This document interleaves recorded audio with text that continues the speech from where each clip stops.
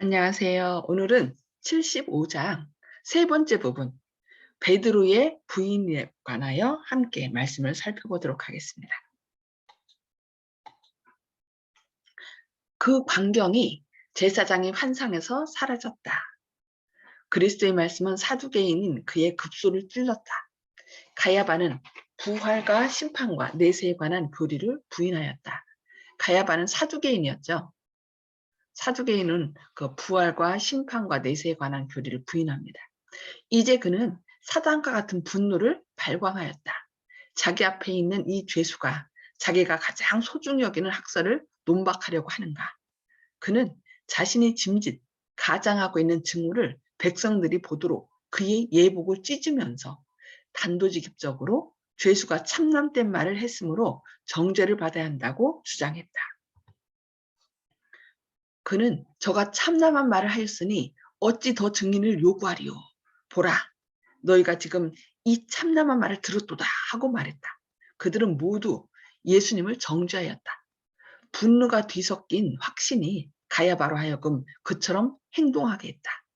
그는 그리스도의 말씀을 믿는 자기 자신에 대해 격분했다. 그러니까 예수님께서 하시는 말씀이 자기를 찔렀고 잠시나마 그 예수님을 믿었던 그것에 대해서 자기 자신에 대해서 격분했다라고 얘기하고 있습니다. 이렇게 함으로 완전히 성령을 거역하는 죄를 짓게 된 거죠. 그는 진리에 대한 깊은 자각으로 자기의 마음을 찢고 예수님이 메시아라고 고백하는 대신에 그것을 결정적으로 거절한다는 뜻으로 그의 제사장 예복을 찢었다고 얘기합니다. 너무 안타까운 상황입니다. 이 행위는 깊은 뜻이 있었다. 가야바는 이 의미를 전혀 깨닫지 못했다. 재판관들에게 영향을 주어서 그리스도를 정죄케 한 이 행위로 대제사장은 자기 자신을 정죄했다. 하나님의 율법에 의하면 그는 제사장의 자격을 상실한 것이다. 그는 자기 자신에게 사형을 선고한 것이다. 대제사장은 자기 의복을 찢어서는 안 되었다. 레위인의 율법에 의하면 이것은 사형에 처할 행위였다라고 말하고 있습니다. 원래 제사장 가문은 어느 가문이었어야 돼요? 아론의 후손들이어야 됩니다. 근데 이 당시는 이런 제사장도 돈을 주고 성직을 매매하는 그런 안타까운 상황이었고, 그래서 그런지 하여튼 이들은 하나님의 뜻보다는 자신들의 어떤 명예를 더 중히 여긴 그런 사람들이었습니다. 그래서 하나님의 말씀에 예복을 찢지 말라고 했는데 예복을 찢는 이런 안타까운 상황까지 처하게 된 것입니다. 어떤 환경이나 어떤 경우에도 제사장은 그의 예복을 찢지 못하게 되어 있었다. 유대인들 중에는 친구가 죽을 때에 옷을 찢는 풍속이 있었으나 이 풍속을 제사장들은 지키지 말아야 했다. 이것에 관하여 그리스도께서는 직접 모세에게 명령하셨다. 제사장들이 입는 모든 것은 완전하고 흠이 없어야만 했다. 이 아름다운 제사장의 공식 의상들은 크신 원형이신 예수 그리스도의 품성을 대표하였다. 그러니까 이 제사장의 예복은 예수님의 품성을 대표하였고 또 이 마지막 때 우리를 예수님께서는 당신의 왕 같은 제사장으로 삼아주셨어요. 그래서 우리는 우리의 품성이 예수님처럼 아름다운 그런 품성이 되어야 됩니다. 의복과 태도에 있어서나 말과 생각에 있어서 완전함만을 하나님께서 받으실 수 있었다. 하나님은 거룩하시니 그분의 영광과 완전함이 지상 봉사에서 나타나야만 한다. 완전함만이 하늘 봉사의 신성성을 올바르게 나타낼 수 있다. 유한한 인간은 죄를 뉘우치고 겸손한 정신을 나타냄으로써 자신의 마음을 찢어야만 하였다. 하나님께서 이것을 분간하실 것이다. 그러나 제사장의 예복은 찢지 말아야만 했는데 그 이유는 이렇게 하는 것이 하늘의 사문에 대한 표상을 훼손하기 때문이다.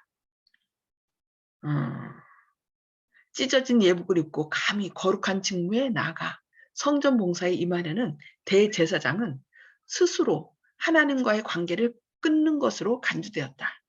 그의 의복을 찢음으로 그는 상징적인 성격을 띤 직분으로부터 자기 자신을 끊어버렸다. 너무 큰 일을 저지른 거죠. 그는 이제 더 이상 의식을 직무하는 제사장으로서 하나님께 받으신 바 되지 못할 것이다. 가야바가 나타낸 행동은 인간의 격정과 인간의 불완전함을 나타내었다. 그의 의복을 찢음으로 가야바는 사람들의 유전을 따르기 위하여 하나님의 율법을 무효로 만들었다. 참남된 사건의 제사장이 그 죄를 보고 무서워서 자기의 의복을 찢는 경우에는 죄가 없도록 인간이 만든 법이 준비되어 있었다. 이와 같이 하여 하나님의 율법은 사람들의 율법으로 인하여 효력을 잃게 되었다고 말씀하고 있습니다. 대제사장의 모든 행동을 백성들은 관심을 가지고 바라보았으며 가야바는 그의 경건을 나타내는 것이 효과가 있을 것이라고 생각했다. 그러나 그리스도를 비난하려고 계획된 이 행동으로 그는 하나님께서 내 이름이 그에게 있음이라고 말씀하신 그분을 모욕하고 있었다. 그는 스스로 참남된 죄를 범하고 있었다. 하나님의 정죄 아래 서서 그는 그리스도에게 참남된 자라는 선고를 내렸다. 자신이 참남된 자로서 하나님의 보내신 자 예수 그리스도를 참남된 자라고 선고를 내는 걸 볼 수 있습니다. 가야바가 그의 의복을 찢었을 때 그의 행동은 유대 백성이 한 국가로서 그때 이후로 하나님께 대하여 그들이 서게 될 위치를 의미하였다. 한때 하나님의 은총을 받던 백성들이 이제 스스로 하나님께로부터 떠나고 있었으며 여호와의 버림받은 백성이 되고 있었다. 그리스도께서 십자가 위에서 다 이루었다고 부르짖으셨을 때 성전 회장이 두 조각으로 찢어졌는데 거룩한 파수꾼에게는 유대 백성들이 그들의 모든 상징물의 원형이시며 그들의 모든 그림자의 실체이신 그분을 거절했다고 선언하셨다. 이스라엘은 하나님에게서 끊어졌다. 가야바가 그때 크신 대제사장의 상징이라고 주장했던 대로 그러한 뜻을 가진 그의 옷을 찢은 것은 당연한 일인지도 모른다. 왜냐하면 더 이상 그 옷이 그와 그의 백성에게 아무런 의미가 없었기 때문이다. 대제사장이 자기 자신과 자기 민족에 대한 공포에 눌려 그의 예복을 찢은 것은 당연한 일인지도 모른다. 사내들인이 예수님을 사형에 처하도록 선고했으나 밤에 죄수를 신문하는 것은 유대인의 법에 어긋나는 일이었다. 합법적인 선고를 하기 위해서는 낮에 성원이 된 의회 앞에서만 가능했고 그 외에 다른 방법으로는 할 수 없었다. 그럼에도 불구하고 구주께서는 이제 유죄 선고를 받은 죄수로 취급되셨고 가장 낮고 비루한 인간에게 학대를 받도록 내어준 바 되셨다. 대제사장의 관저는 군사들과 군중들이 모여 있었던 개방된 정원으로 둘러싸여 있었다. 이 정원을 통하여 예수께서는 감옥실로 잡혀가셨는데 그때 사면에서 하나님의 아들이라는 그분의 주장을 조롱했다. 권능의 우편에 앉은 것과 하늘 구름을 타고 온다는 그분의 말씀이 희롱조로 여러 번 반복되었다. 법적 신문을 기다리면서 감옥실에 계시는 동안 그분은 보호를 받지 못했다. 무식한 폭도들은 그리스도께서 의회 앞에서 잔인하게 취급되는 것을 보았고 그들은 이것을 저희의 악마적인 성질을 모두 나타낼 수 있는 허가서로 삼았다. 그리스도의 고상하고 경건한 태도가 그들로 미치게 만들었다. 그분의 온유하심과 결백하심과 위험스러운 인내심은 그들을 사단에게서 온 온갖 증오심으로 가득 채웠다. 자비와 공의는 짓밟혀졌다. 일찍이 하나님의 아들처럼 비인간적인 방법으로 취급된 죄수는 결코 없었다. 그러나 이보다 더욱 심한 고민이 그리스도의 마음을 찢었는데 그것은 어떤 원수의 손이 가할 수 있는 것보다 더욱 심한 고통을 그분에게 주었다. 가야바 앞에서 조소 섞인 신문을 받고 계실 때에 그의 제자 중 하나가 그를 부인했다. 동산에서 저희 주님을 저버린 후에 두 제자는 멀찌감치서 예수님을 잡아가는 폭도들의 뒤를 따라갔다. 이 두 제자는 베드로와 요한이었다. 제사장들은 요한을 잘 알려진 예수님의 제자로 알았으나 요한이 자기의 선생님이 법정에서 모욕을 당하는 것을 보면 그분이 하나님의 아들이라는 생각을 조소하게 되리라는 기대를 가지고 그를 재판정에 들어가도록 허락했다. 요한이 베드로에 대해 잘 말해서 그도 역시 들어갈 허락을 얻게 되었다. 예수님이 조롱받는 것을 보면 이제 그 마음을 이렇게 돌이킬까봐 들어가도록 했다고 말하고 있습니다. 그때는 바로 동이 트기 전이었고 그날 밤 중 가장 추운 때였으므로 마당에는 불이 피워져 있었다. 한 무리가 불을 쬐고 있었는데 베드로도 염치 없이 그들과 자리를 같이 하였다. 그는 예수님의 제자로 인정받기를 원치 않았다. 군중들과 섞여서 그는 예수님을 이곳으로 끌고 온 자들 중에 하나로 여겨지기를 바랐다. 그러나 불꽃이 베드로의 얼굴을 비추자 문을 지키던 여인이 그를 유심히 바라보았다. 그 여인은 그가 요한과 같이 들어오는 것을 보았고 그의 얼굴에 절망적인 모습을 보았다. 그리고 그가 예수님의 제자일 것이라고 생각했다. 그 여인은 가야바의 집 종이었으며 호기심이 나서 알아보고자 했다. 그는 베드로에게 너도 이 사람의 제자 중 하나가 아니냐고 물었다. 베드로는 놀라고 당황했으며 군중들의 눈은 곧 베드로에게 쏠렸다.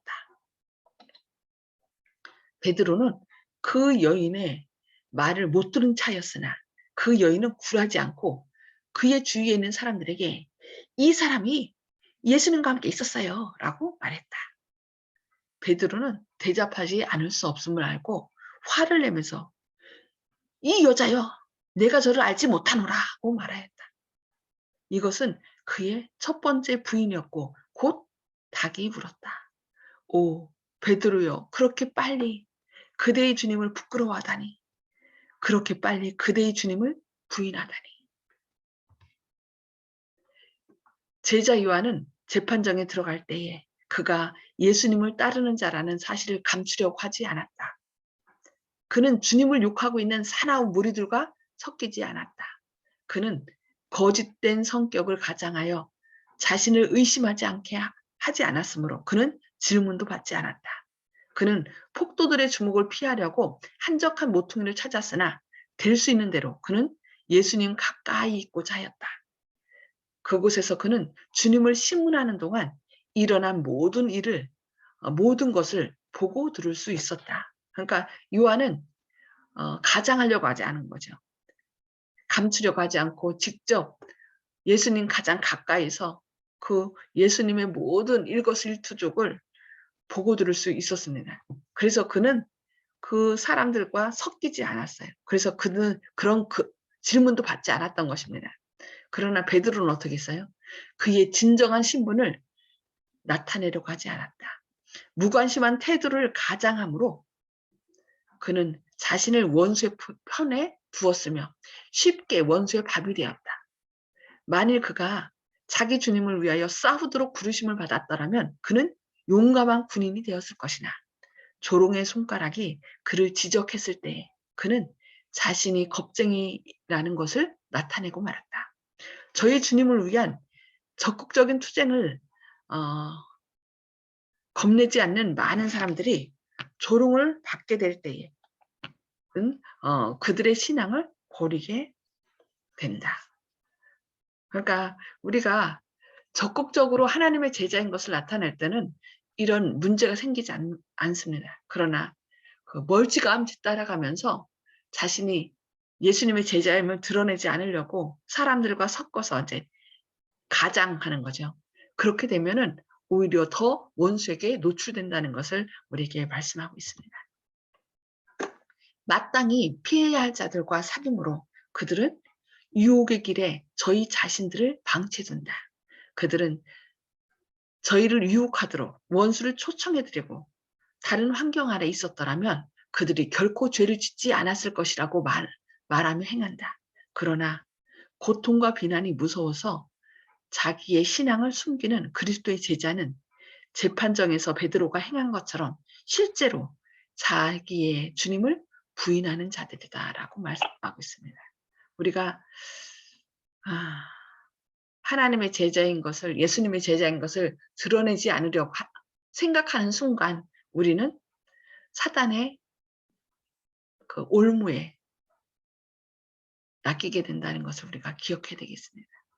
그래서 여기 보면 오늘날 고통과 비난이 무서워서 자기의 신앙을 숨기는 그리스도의 제자는 재판정에서 베드로가 행한 것처럼 실제로 자기의 주님을 부인하는 자들이 된다라고 얘기하고 있습니다. 그래서 어떻게 보면은 그냥 사람들 앞에서 나는 예수님을 믿는 사람이라는 것을 드러내는 것이 나를 보호할 수 있는 가장 큰 길인 것을 오늘 말씀을 통하여 우리는 배울 수 있습니다. 오늘 여기까지 말씀을 보고요. 함께 말씀을 나누는 시간을 갖도록 하겠습니다. 오늘 말씀을 통해서 깨달은 말씀을 나눠주시기 바랍니다. 음수거를 해제해 주시고요. 음수거를 해제해 주시고 오늘 조영식 집사님 먼저 말씀 나눠주시겠어요? 예. 이런 내용을 읽을 때마다 이해가 안 되는 게 있는데, 예. 아니 어떻게 주님의 권능을 그렇게 사람을 살리는 권능을 전 이스라엘이 다 알게 됐는데도 글을 쓰고 주님을 대적하려고 하는 이런 생각을 할 수 있는, 대적하는 것도 참 재주고 능력이고 사단에게서 온 큰 능력을 받은 것이 아닌가. 보통으로서는 할 수 없는 일 사람들이 하고 있다. 참으로 예수님을 대적하는 것도 결코 쉬운 일이 아닌데 그것도 이제 사람의 능력으로 할 수 있는 게 아니다. 그런 생각이 들었고요. 참으로 주님을 믿는 것도 그렇고 대적하는 것도 그렇고 참 비상한 일이다. 이렇게 생각합니다. 아멘. 그리고 우리들이 주님의 제자라는 것을 밝힌다는 것이 참으로 중요하다고 목사님께서 말씀하신 대로 주고 있는데요. 먼저 자신을 정체성을 분명히 하지 않으면 자기 스스로 뒷걸음쳐져서 자기가 이제 스스로 자기가 올무에 걸린다는 생각이 확실히 들었습니다.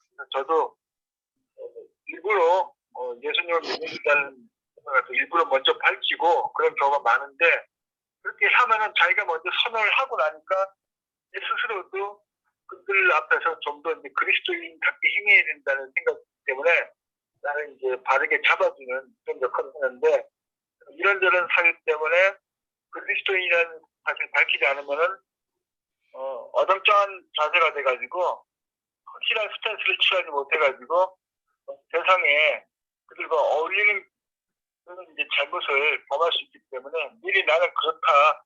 너희들과는 조금 다른 사람이라는 걸 미리 밝혀야지 그들도 나를 그렇게 보고 싶고 나도 그 기대처럼 나도 그리스도인처럼 행하려고 또 다시 다짐을 하면서 그들을 만나기 때문에 서로 보호해주는 역할을 할 수 있고 그들한테도 뭔가 무슨 말을 할 때 나도 먼저 나를 반성을 하면서 그들에게 말 한마디도 하려고 신경을 쓰기 때문에 여러모로 주님의 사업을 할 때 당신의 식구를 밝히는 것이 핍박을 받는다 해도 그것을 갖다가 주님께서 사람 앞에서 나를 부인하거나 부끄러워하면은 나도 아버지 앞에서 그렇게 하시겠다고 하신 그 말씀이 보다 두려운 말씀이기 때문에 속된 말로 줄 서도 주님께서 줄 서야지 그런 인간적인 표현을 한번 써봤습니다.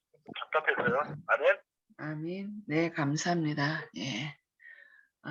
자신이 그리스도인임을 당당히 밝히는 것이 정말 내가 보호받는 길이다. 네, 감사합니다. 송 집사님.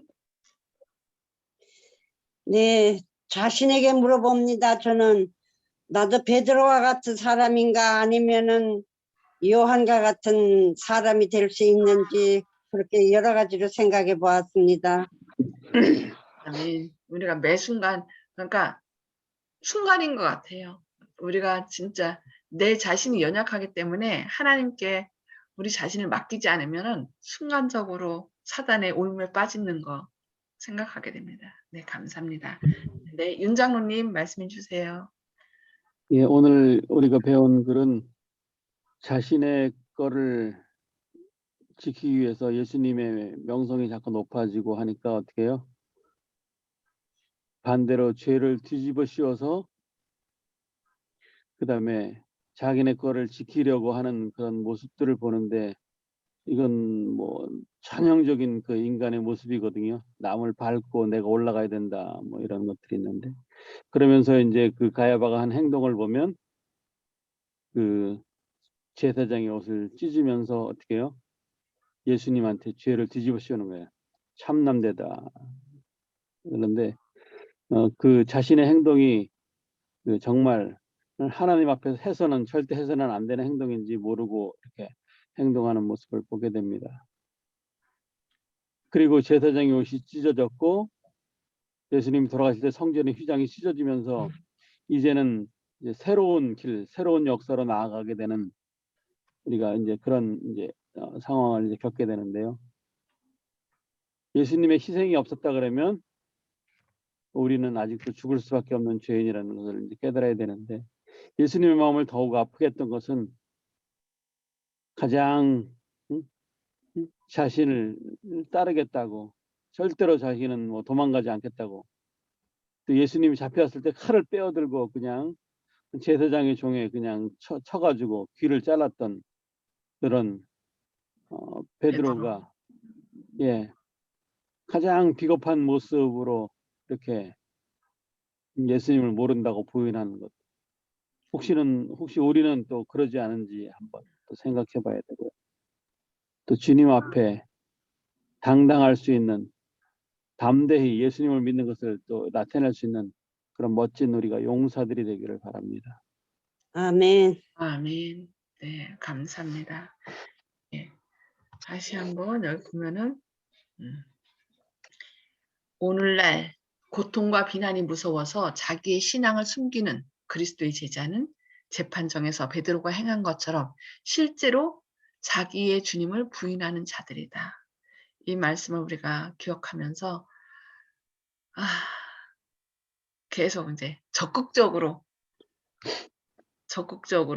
주님의 제자임을 드러내고 정말 우리 드러낸다는 얘기는 늘 주님께서 우리 마음 가운데 주인으로 계시는 것밖에 없는 것 같아요. 주님이 우리 마음 가운데 주인으로 계시지 않으면 우리는 어느 순간 이 베드로처럼 무너질 수밖에 없거든요. 그래서 주님을 늘 인정할 뿐만 아니라 주님을 마음 가운데 늘 모시는 그런 삶을 살아야 되겠습니다. 예, 오늘 말씀 생각하시면서 기도하고 개인 기도 서로 나누도록 하겠습니다. 기도하시겠습니다. 하늘에 계셔서 저희를 사랑하신 아버지, 오늘도 깨워주시고 주님의 말씀으로 저희를 권면해 주시니 감사합니다. 주님, 자신의 것을 세우기 위하여 주님에게 죄를 뒤집어 씌우고 또 옷을 찢음으로 가장 주님으로부터 떠났다는 것을 드러낸 그 대제사장의 모습을 봅니다. 그러나 자신의 잘못을 깨닫지 못하고 그 모든 죄를 주님께 뒤집어 씌우는 그런 모습을 보면서 혹시 저희도 주님께서 우리의 죄를 깨닫게 하실 때 그것을 깨닫지 못하고 점점 우리의 마음을 강팍하게 하고 있지는 않은지 저희 자신을 돌이켜보게 하여 주시옵소서.